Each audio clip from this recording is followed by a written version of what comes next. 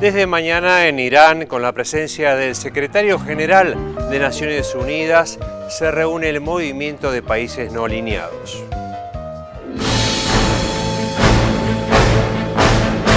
Entre el 26 y el 31 de agosto, 50 años después de su primera conferencia, el movimiento de países no alineados encara su próxima cumbre en Teherán, Irán.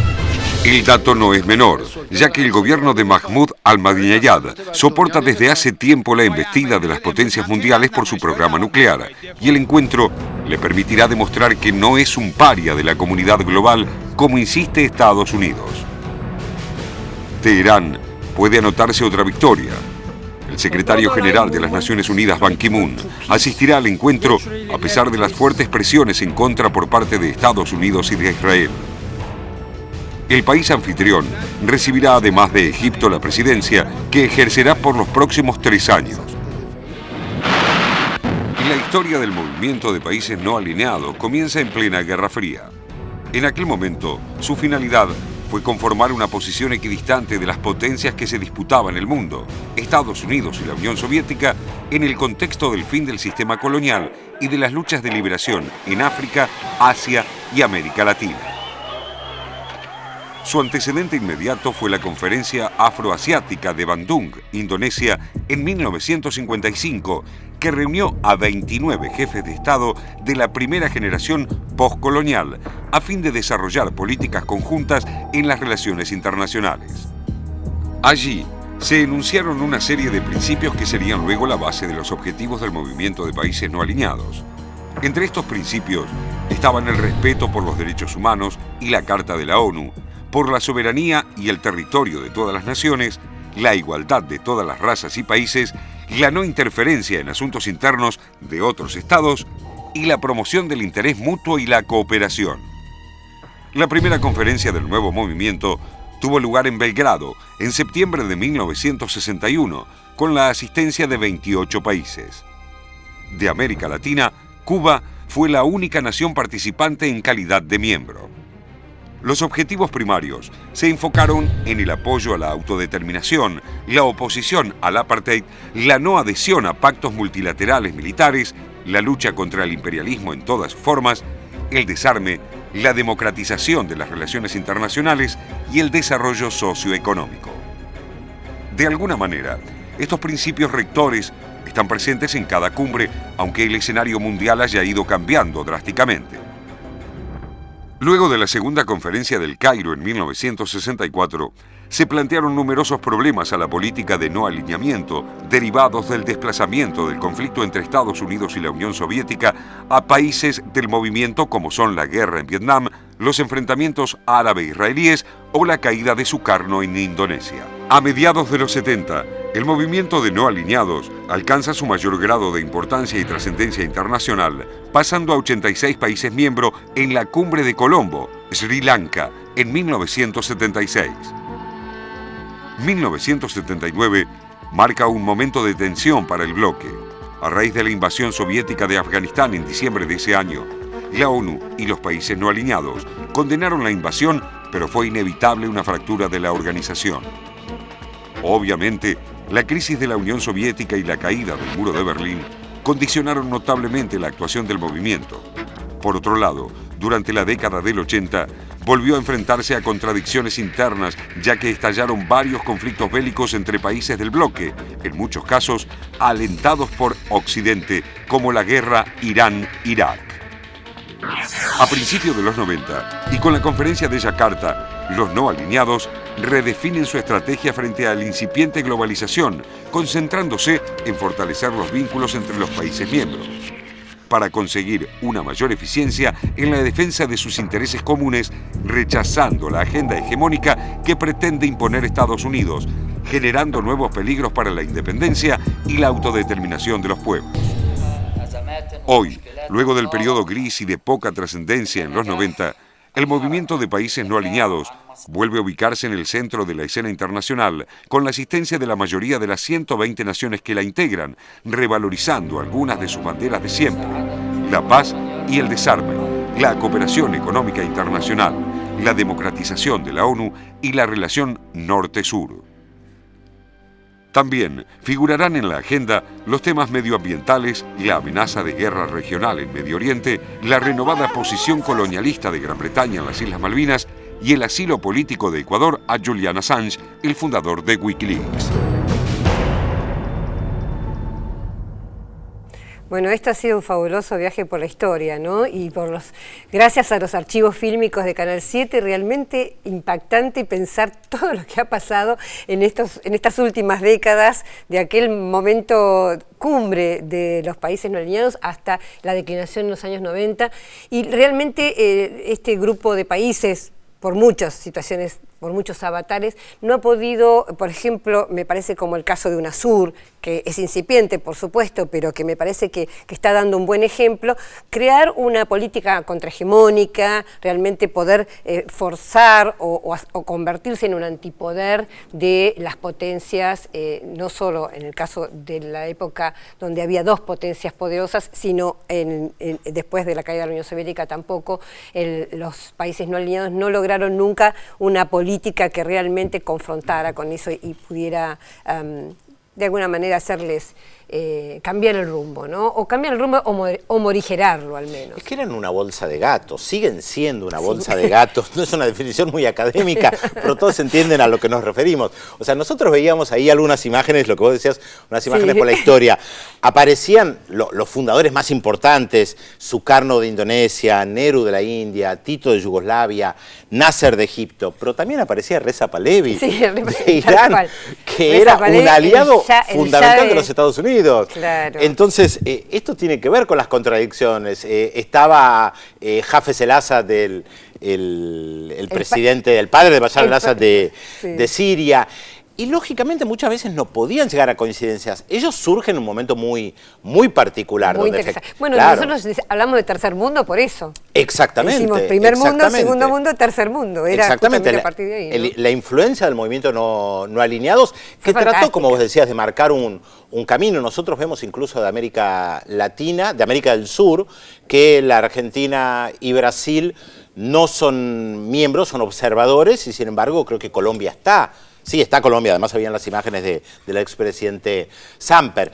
Y además los gobiernos fueron cambiando, entonces... sí, el mundo, la historia fue cambiando de una manera... Exactamente. Claro, y bueno, y abarcaba demasiado, abarcaba una gran porción del mundo y no una región como es el caso de UNASUR, que de repente permite, aunque también hay partidos diferentes, oposiciones ideológicas diferentes, permite de repente, como el caso Assange en estos días, tener una posición común y llevar adelante una política, bueno, enfrentando nada menos que Gran Bretaña y de alguna manera Estados Unidos, es decir, no es poca cosa. Pero justamente te quería comentar, Pedro, o charlar sobre el tema de esta reunión que va a empezar mañana, que también tiene va a tener sus idas y vueltas. En primer lugar, porque es en Irán. Esto ya es muy interesante, porque es el malo de la película en este momento y que 118 países creo que van a estar, representantes de 118 países. Varios presidentes. Varios presidentes. Estén en Irán, le dan como por supuesto lo liberan o tratan de liberarlo de ese estigma de país paria que tiene en este momento Irán, y al mismo tiempo es un enfrentamiento a la gran potencia norteamericana, que está diciendo no vayan. De hecho, señala el informe sobre Ban Ki-moon. Lo que pasa es que este concepto de país paria, que tanto se utiliza en muchos medios de comunicación, tiene como eje del pensamiento que un país no está alineado, jugando con la palabra, con las potencias centrales de Europa y Estados Unidos. O sea, aquel país que no sigue la política de Europa y de Estados Unidos se puede convertir en un país paria. Sobre todo si es petrolero. Sobre todo si es petrolero. Como Irak. Y es el caso de Irán y de Irak. Está claro que el gobierno de la República Islámica de Irán, más allá de cualquier juicio de valor, no es un país paria. Tiene relaciones diplomáticas con casi todo el mundo, pero también, sí, es verdad, está enfrentado con Estados Unidos, tiene problemas serios con algunos países europeos, pero si uno mira el mapa del mundo, sabemos que el mundo es mucho más que Estados Unidos Claro. y Europa. Y efectivamente cuando uno va a Irán, lo ve eso. Hay muchísimas empresas extranjeras que tienen negocios. Yo fui a fábricas de automotrices francesas que diseñaban en Irán, en Teherán, autos para exportar después a otros países. No es un país párea, pero claro, No, hay un desde ya bombardeo que no lo mediático es. muy fuerte.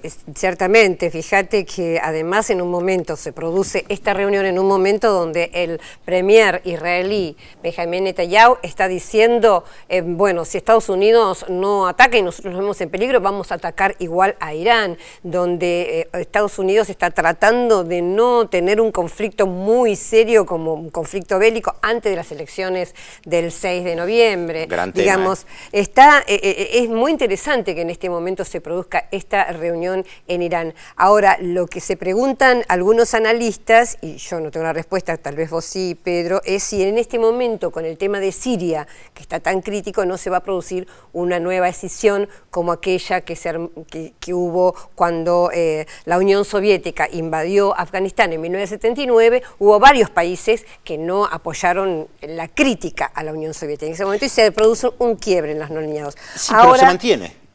Sí, los no alineados están. Pero pierde fuerza, sí, ¿no? pierde Se debilita. fuerza. Y ahora yo he leído que hay como Siria es un miembro de los no alineados, he leído que en el caso de tratarse, que se va a tratar el tema de Siria, podría llegar a haber otra división que perjudique a esta organización, ¿no? Sí, probablemente no puedan, esto que decíamos de una bolsa de gatos, no puedan llegar a un acuerdo en muchísimos temas. Ahora, vos fíjate también que estas curiosidades de la historia, porque la última reunión se hizo en Egipto. Quien pasa el mando no es Mubarak, no es Mubarak, es muy es el presidente Mursi.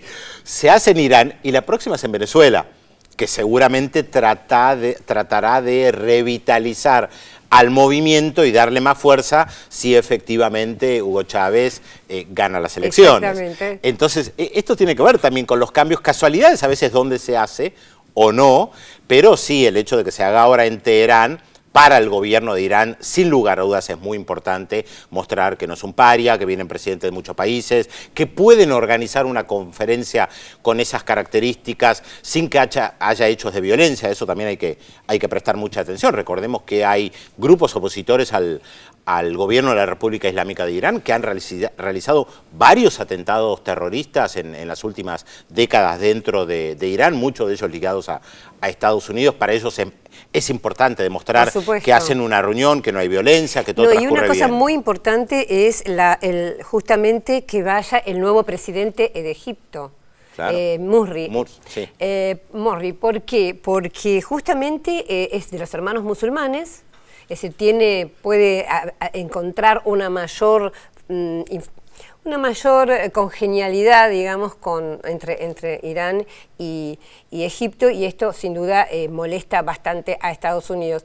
El presidente Murri, el presidente de Egipto, ha avanzado, podríamos decir avanzado, tal vez no es la palabra correcta, pero ha dado pasos interesantes en las últimas semanas, porque fíjate que inmediatamente después de ganar las elecciones, con toda la confusión que hubo, la verdad es que el gobierno o la junta militar que sucedió a Mubarak tenía bastante poder e incluso había anulado algunas de las políticas, algunas de las posibilidades ejecutivas de este nuevo presidente. Pero hace pocas semanas el presidente Mursi ha dado pasos interesantes en relación a eso, o sea, anuló una serie de leyes y de vedas a la Constitución que le dio mucho más aire y le permite dar algunos pasos en función de las políticas que los hermanos musulmanes propusieron y se dieron a sí mismos, ¿no? Sí, ayer hubo manifestaciones otra vez en Egipto y es interesante esto que decís respecto al viaje de Mohamed Mursi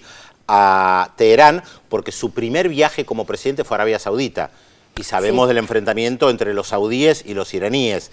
Y además los hermanos musulmanes no están alineados ideológicamente ni con los saudíes ni con los iraníes. Pero le está dando un nuevo papel justamente a Egipto, ¿no? Que siempre fue estratégico, pero no como era estratégico antes en función de Israel y de Estados Unidos. Exactamente. Sino en función de otro reordenamiento. Vamos a ver qué pasa. Que me parece que es bien interesante. Después en el próximo bloque creo que tenemos a Hachik Dergugassian, ¿verdad? Sí, vamos a hablar, a ver qué mensajes tenemos y si tenemos más datos sobre La incógnita. La incógnita, sí, exactamente. Bueno, muchos mensajes. Liliana de Chacarita dice que es muy interesante el informe sobre la campaña en Estados Unidos y pregunta por qué los norteamericanos se dicen americanos y todo el mundo lo usa como una... Bueno, por la famosa frase América para los americanos, ¿no?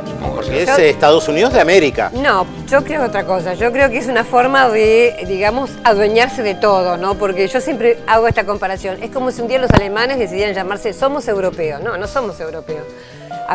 América somos todos, americanos bueno, somos muchos todos. alemanes dicen ellos que Europa son ellos. estadounidenses. Sí.